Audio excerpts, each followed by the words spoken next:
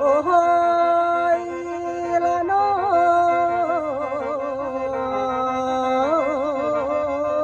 ยละเบนเลยเบนกำสั่งไผมันผู้ปัน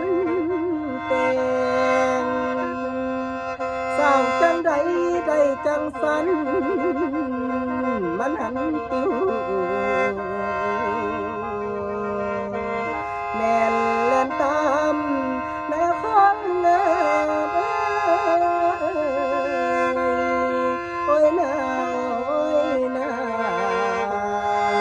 โอ้ยลานา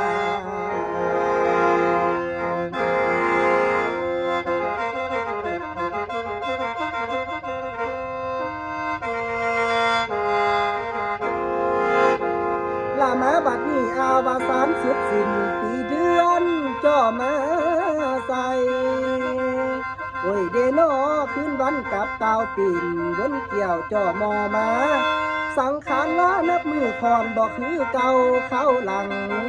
เบิ่งเป็นอย่างโตเฮานับวันน้อยลาลาบ่จากหูตาแขวความสาลานักมือแก่คือหมดแดงไตขอบดงโลกเกี่ยวสิตาวคืนเป็นจังสี่เอิ่นว่าสังขารมันเป็นของวนเวียน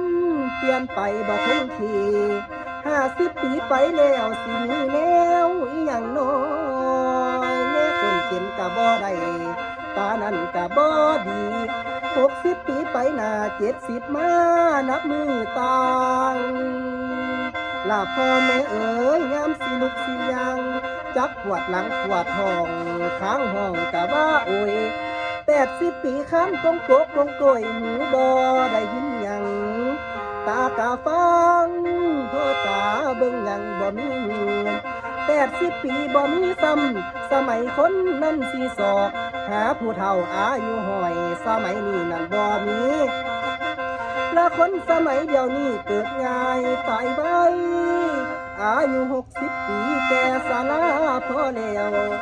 ก็คือข้าวหลังคุณสมัยตาทวดผู้หาผู้เฒ่าอายุห้อยข้าวคุณนั่นเฮไหลคนแต่กี้อายุดอกยืนยาวเป็นน้ำข้าวน้ำยุคศาสนาดอกมาจอลาพ่อแม่เอ๋ยไผอยากเลื่อนยาวมันให้กินทานยาตานีตั้งอยู่พรหมวิหารสีรักษาศีลให้ได้ใจตั้งดอกต้อบุญละบุญนี้หายากนั้นพบมีแต่องค์พระสัมมาเพิ่นจองงานดอกเห็นโตบุญนี้ขาวนวลละเอียดอ่อนบ่ฮอดเป็นข้างอย่างบ่เป็นโตจังสร้างไผสร้างจังสิเห็นให้ละเด่นความโกรธความหลง